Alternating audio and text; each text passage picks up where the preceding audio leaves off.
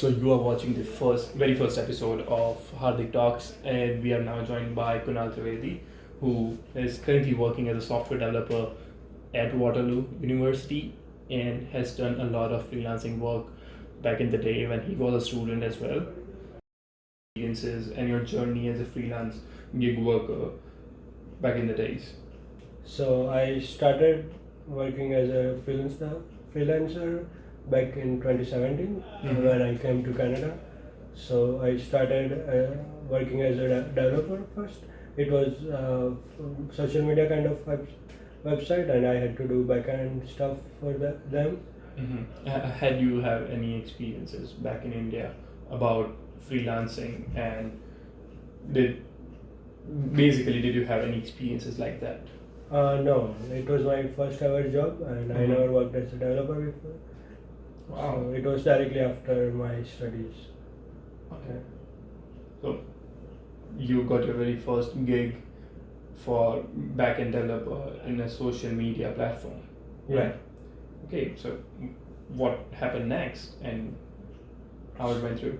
So after that, it was kind of I worked there for 8 months or so. Then I transferred from backend developer to front end developer because their backend work was almost done and they wanted a front end developer. So I had to learn about a few front end frameworks, and then I was working at a front end developer there for a few months. After that, I kind of worked as few other companies.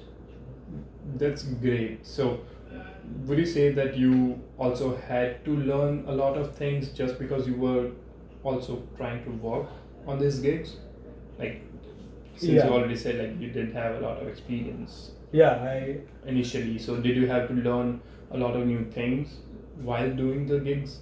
Yeah, so for like software developer and computer industries, you have to work in almost every company, but in the small companies, they tend to use different kind of frameworks. So from one company to another, it changes a lot. So you do have to learn a lot by yourself, and it's not like paid or something. So that's on your own. Yeah. So, but that's the extra skills that you build while going ahead. Yeah. Which is And you also build your portfolio. resume or portfolio, so that's better for you as well. That's superb. That's pretty amazing that you get industry related experience while actually doing while actually studying that. You also apply that. Yeah. So since you already have worked quite a lot in freelancing, I know you still work as a freelancer with your job. So what has been your outlook on part-time versus freelance jobs? So it both of them has advantages and disadvantages. But like let's say for freelancing jobs, you don't have any time frame where you want to work or anything.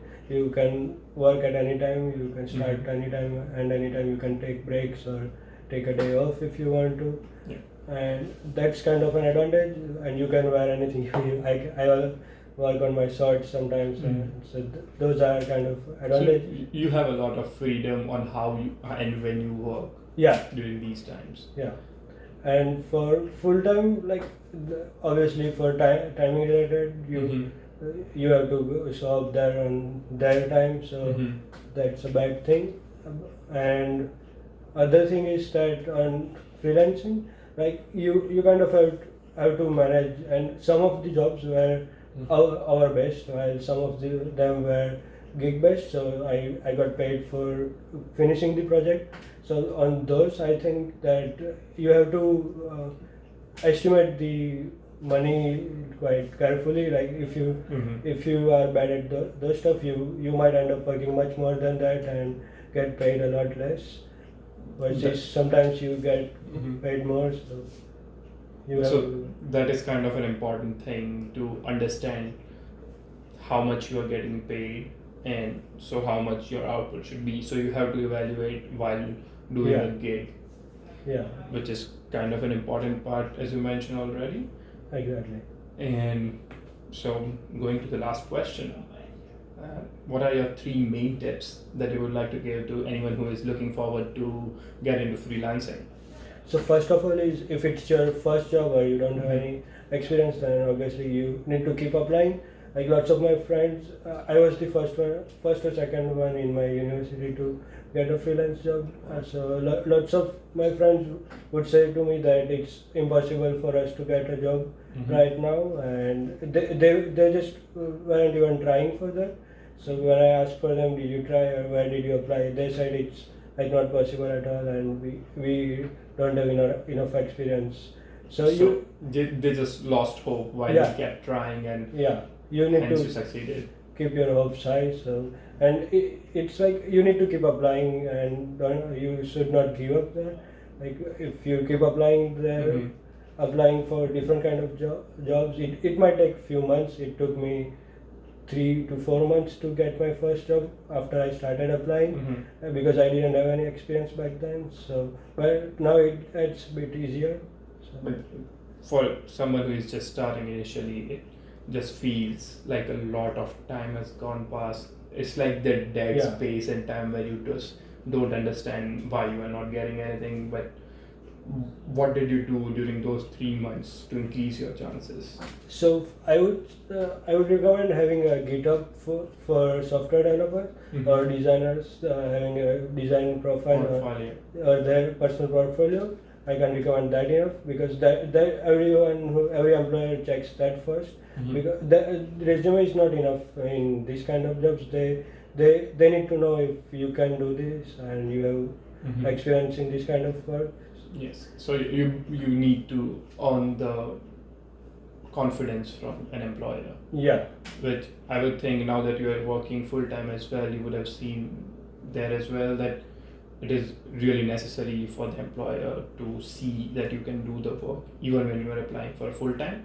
yeah, exactly. So you if you don't have any experience, I would say just build something, and it should look like something. You put some real effort into it, Yeah. and something that could be an end result for a company, Yeah. something like that. Something from start to end which is working. So for example, I was looking for backend development jobs. I built a social media kind of site first, and one of them was like books related website, books buying and selling website. So so something like that, and that really makes your portfolio heavier than others. Alright. And the third tip is about time management. It really gets tough in these kind of jobs. So sometimes some work would take me 2 hours, and sometimes same amount of work would take me 8 hours or 7 to 8 hours, because my motivation isn't high at the time. So that really gets tough. You really need to block all the distractions while you're working. Yeah. And I have got a really good extension thanks to Kunal. He uses that extension, and so I asked him, can you give the name of it? It is Block and Focus, if I remember right. So what it does is that it has a predefined set of websites such as YouTube, Facebook, Twitter, things like that. So whenever you try to open that, it will just come up with a quote and just block the website right away. Obviously you can disable it, but it is a good deterrent into going, like, losing the valuable productive time that you could have been having.